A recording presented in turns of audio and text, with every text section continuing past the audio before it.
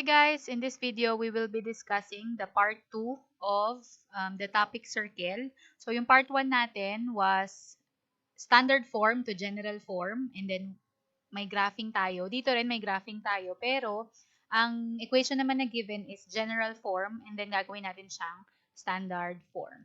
Ang importante kasi guys, bago kayo mag-graph ng isang circle is to identify the radius and the center. Ngayon, hindi nyo ma-identify yung radius at saka yung center kapag ka naka-general form siya.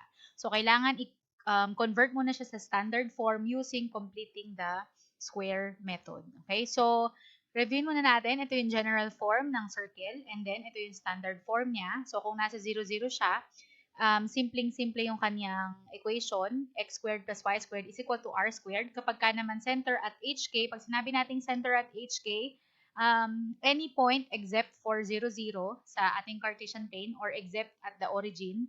So, ang maganda rito sa standard form, nakikita na natin kagad yung h and then yung k. So, given na yung center, and then yung radius niya ay nandito na rin, naka-r squared siya. Okay? So, para mas maintindihan nyo kung paano i-convert yung general to standard, let us have our first example. So, graph x squared plus y squared minus 4x minus 6y minus 3 is equal to 0. So, as you can see, naka-general form siya. Hindi nyo makikita dyan yung center at saka yung radius. Unlike kapag ka naka-standard form siya, kita na kagad yung center at saka radius, kaya pwede na kayong mag-proceed sa graphing.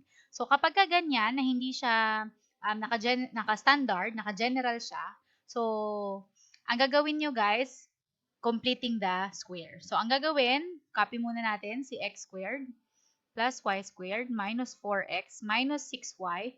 And then, itong constant, which is in this case, negative 3, lipat nyo siya sa right side. So, mapapalitan nyo yung 0 dyan. So, syempre, yung negative 3 na yan, pag binalibag nyo yan doon, magiging positive 3.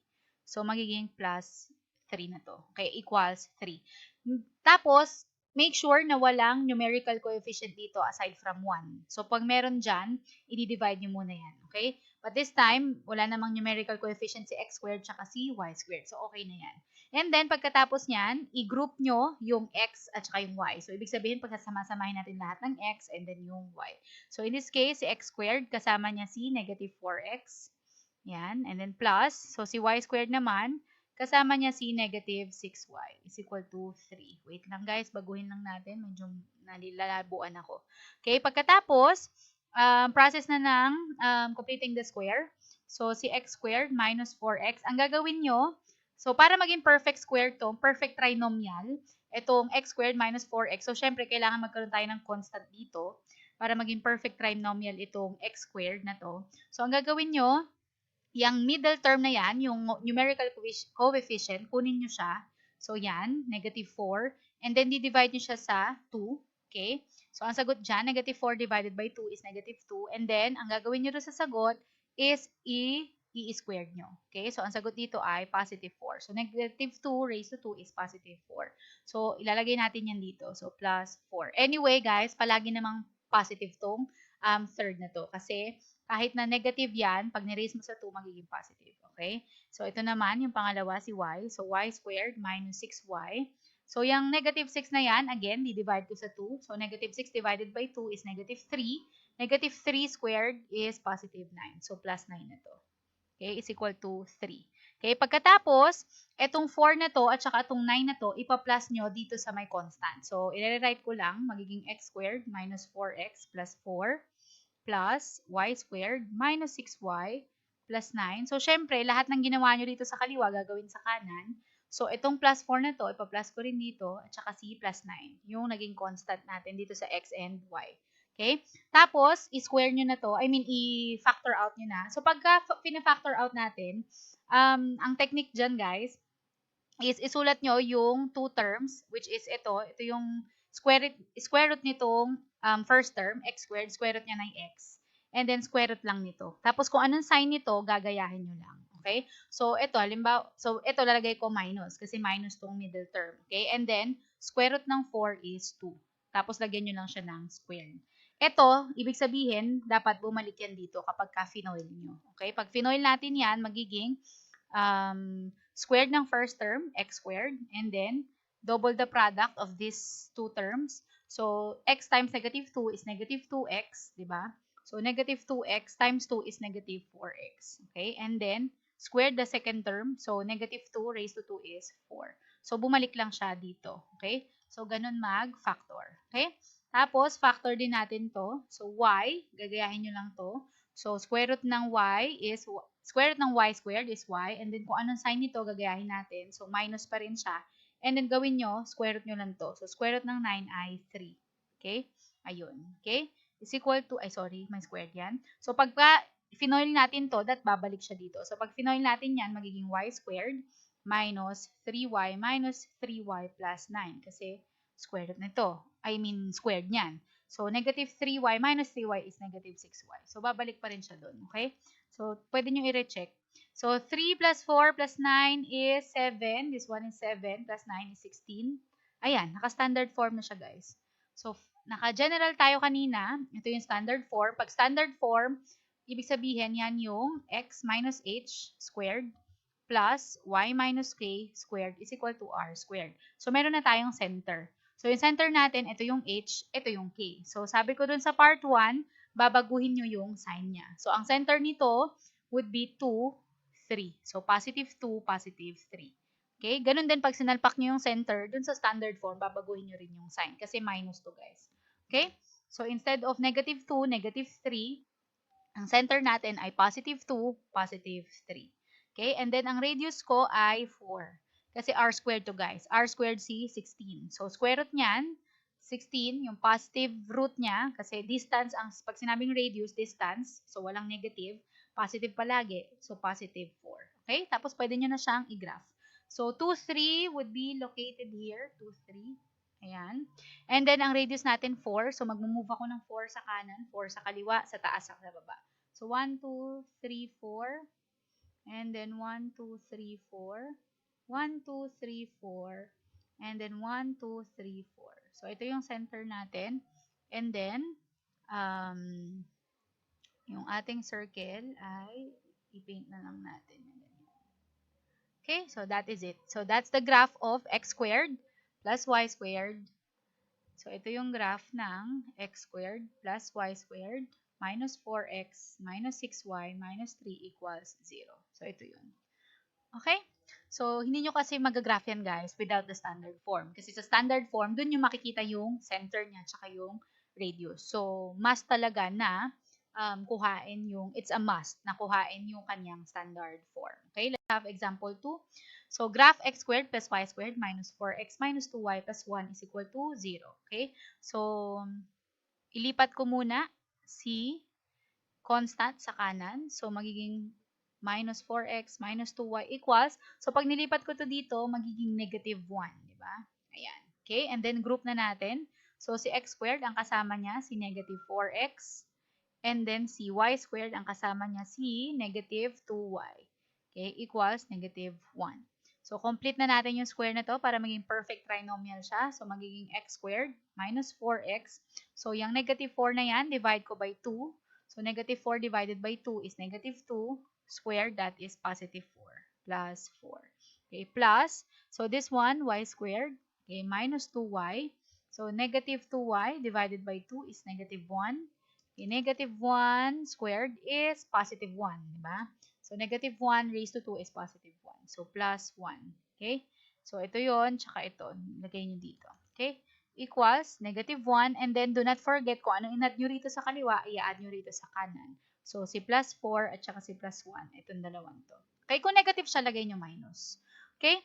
So, sabi ko naman kanina, hindi yan magiging negative, guys. Kasi palagi yan naka-squared. So, any number that you squared will become positive. Okay? Tapos, i-factor out na natin. So, x, and then I will put minus, kasi minus to. Or, pwedeng gawin nyo, guys, ito kung ano yung sagot nyo dito, kanina, yun yung magiging middle, yung magiging second term. So, x minus 2 to, squared. Ito siya.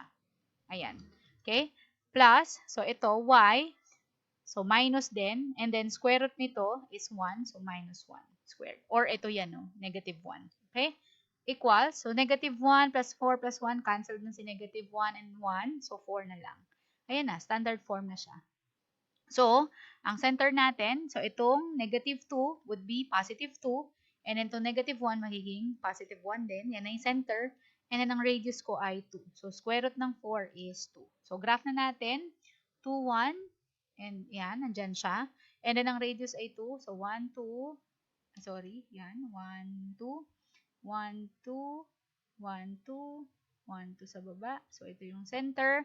And then, yung circle natin would look something like this. Ayan. Okay? So that is the graph of, ito yung graph ng x squared plus y squared minus 4x minus 2y plus 1 is equal to 0. Okay, let's have the third example. 2x squared plus 2y squared minus 12x plus 16y plus 48 is equal to 0. So again, lipat muna natin si constant, which is 48. So this one would be 2x squared plus 2y squared minus 12x plus 16y equals negative 48. So, pag binalibag niyo yan doon, magiging negative 48. Okay, so as you can see, hindi siya katulad ng past examples natin. Yung x squared at saka yung y squared, meron siyang numerical coefficient aside from 1. So, ang gagawin nyo dyan guys, kapag ganyan, i-divide nyo siya lahat doon sa number na yon. Anyway, palagi naman yung magkaparehas sa circle. Kasi kapag ka-circle, di ba, kung natatandaan natin yung ating pinaka-unang lesson, yung identifying conic section, kapag ang equation ay parehas ng a at c or a is equal to c and x squared and y squared are both present, ibig sabihin nun circle. Kaya palaging magkaparehas yan. So, di-divide nyo yan lahat sa 2. Pangit. So, di-divide nyo yan lahat sa 2. Okay? Or, ibig sabihin yan, 2x squared over 2 plus 2y squared over 2 minus 12x over 2 plus 16y over 2 equals negative 48 over 2. Ibig sabihin lahat ng terms, di-divide nyo. Okay? So, cancelled na to. This one would be x squared. Cancelled. So, plus y squared. And the negative 12x over 2 is negative 6x. Positive 16y divided by 2 is positive 8y. And the negative 48 divided by 2 is negative 24. Okay? Pagkatapos niyan, balik na kayo dun sa proseso ng completing the square. So, si x squared, partner niya si negative 6x. So, si y squared naman, kapartner niya si positive 8y. And then, negative 24. So, complete na natin tong trinomial na to para maging perfect trinomial siya. So, completing the square. So, negative 6 divided by 2 is negative 3. Negative 3 squared is 9. So, negative 6x. Ito, copy lang. And then plus 9. Ito yun. Okay? And the next one, y squared plus 8y. So, 8 naman, yung ating middle term. So, 8 divided by 2, that is 4. 4 squared is 16. So, plus 16. Okay? So, equals. So, negative 24, copy. And then, plus 9 plus 16. So, kung ano yung add nyo rito sa kaliwa, add nyo rito sa kanan. So, plus 9 plus 16. Okay? So, factor out na natin to. So, magiging x. Okay, and then kung ano yung sign nito, copy lang, negative, and then square root nito, so square root of 9 is 3. Okay, squared. Plus, ito naman, y, and then plus to, kasi plus yan, and then square root ng 16 ay 4 squared. Or basically, sinabi ko na kanina, negative 3, ito yun guys. Pwedeng ito, and then positive 4, ito yun. Okay, yung ginamit nyo dun sa solution kanina. Okay, equals, so negative 4 plus 9 plus 16, let me get my calculator. So, negative 24 plus 9 plus 16 is 1. Okay, so 1. Okay, so ayan na. Standard form na siya. So, ang center ko ay from, ito yung h, ito yung k. So, from negative 3, magiging positive 3. And then, from positive 4, magiging negative 4. And then, ang radius natin, square root of 1. Okay, so r squared natin ay 1. So, square root niyan is 1 pa rin. Square root of 1 is 1. So, graph na natin, 3. Negative 4 would be located in the fourth quadrant. Ayan, 3, negative 4. And then, ang radius natin ay 1. Medyo maliit lang, no? So, tigi-isa lang. Ayan, maliit na yung circle natin, guys. Ayan.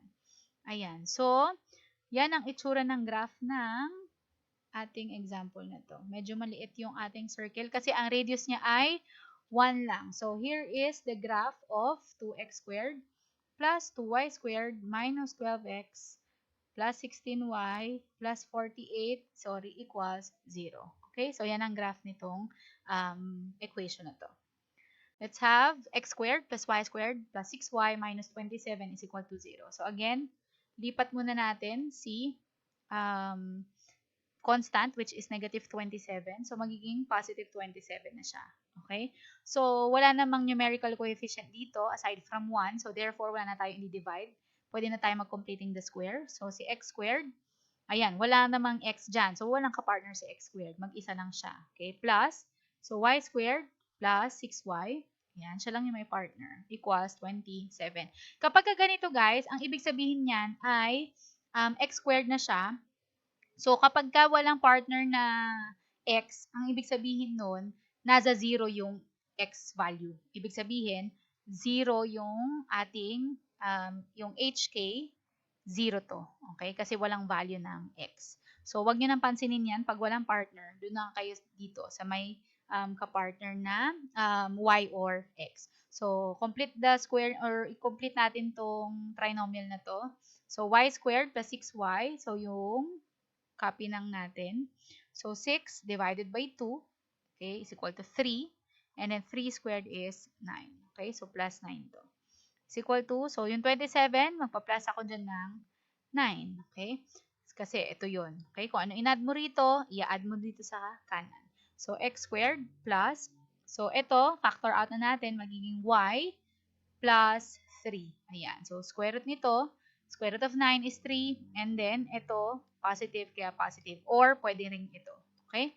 Squared is equal to, so 27 plus 9 is 36. Ayan, standard form na siya. So, ang center natin dito, since walang kapartner si x squared, okay, 0 na, and then ito ay negative 3. Okay? So, plus 3 magiging negative 3. And then ang radius natin, square root of 36 is 6. So, graph na natin, 0, negative 3 is here. And then 6 sa kanan, sa kaliwa, negative 6 sa taas. So, 1, 2, 3, 4, 5, 6, and then sa baba. So, nandito sa 9. Okay, so, si circle natin ay ito. Okay, so here is the graph of x squared plus y squared plus 6y minus 27 equals 0. So, ito yung center, and then the radius is 6 units. So, 1, 2, 3, 4. Okay. Sige, let's have the last example. Okay, let's have 3x squared plus 3y squared plus 24x minus 27 equals 0. So, again, lipat nyo muna si constant, which is in this case, c negative 27. So, pag binalibag ko yan, magiging positive 27. So, again, meron na namang numerical coefficient si x and si y. 3 siya. Hindi siya 1. So, di-divide ko to lahat by 3 para ma-cancel out yan. Maging 1 na lang. So, this one would be x squared plus y squared plus, so 24 divided by 3 is 8x equals 27 divided by 3 is 9. Okay? So, i-group na natin. So, si x squared, kapartner niya, ito, si 8x. And then, si y squared, wala siyang kapartner. Okay? Walang y variable dyan. So, is equal to 9. So, ito lang i-complete natin. So, x squared plus 8x. So, 8 divided by 2, okay, is equal to 4.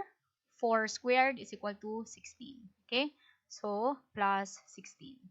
Ito yun, guys, ha? Yung 8 na yan, ito, dito yan, sa middle term. Okay, plus, so si y squared na yan, is equal to 9. Again, kung ano in-add nyo rito, so nag-plus 16, plus 16 din dito. Okay?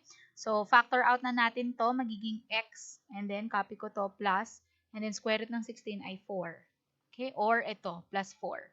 Okay? Plus y squared is equal to, so 9 plus 16 is 25. So, standard form na yan. Okay? So, meron na tayong, sorry may square to guys ha. So, meron na tayong center. So, ang center ko, yung x natin, ito yung h. Okay? And then, dito yung k sa y. Okay? So, ang h natin ay negative 4. So, negative 4. From positive 4, magiging negative 4. And then, since walang y, walang k, ibig sabihin, 0 yan. Okay? So, negative 4, 0 yung center. And then, ang radius natin is square root of 25, which is 5. Okay? So, graph na natin, negative 4, 0. So, andito siya, negative 4, 0. Radius is 5. So, 1, 2, 3, 4, 5. And then, 5 sa taas. 5 sa baba. And then, 5 sa kaliwa. Ayan. Okay, so ito yung ating center. And then the radius is 5. So, ang graph natin ay ganyan. So, here is the graph of, ito yung graph ng 3x squared plus 3y squared plus 24x minus 27 is equal to 0. Okay? So, lahat guys ng standard form, basta pagka kinumpleting the square nyo, huwag nyo kakalimutan lagyan ng squared, ha? Wait lang, i-recheck natin. May squared ba lahat? Meron naman. Okay? So, that is it for general to standard form. Again, hindi nyo pwedeng i-graph ang isang circle, ang isang equation kapag hindi siya naka-standard form. Kasi sa standard form, doon nyo makikita yung center and yung radius. Okay? So, that is it for the topic circle.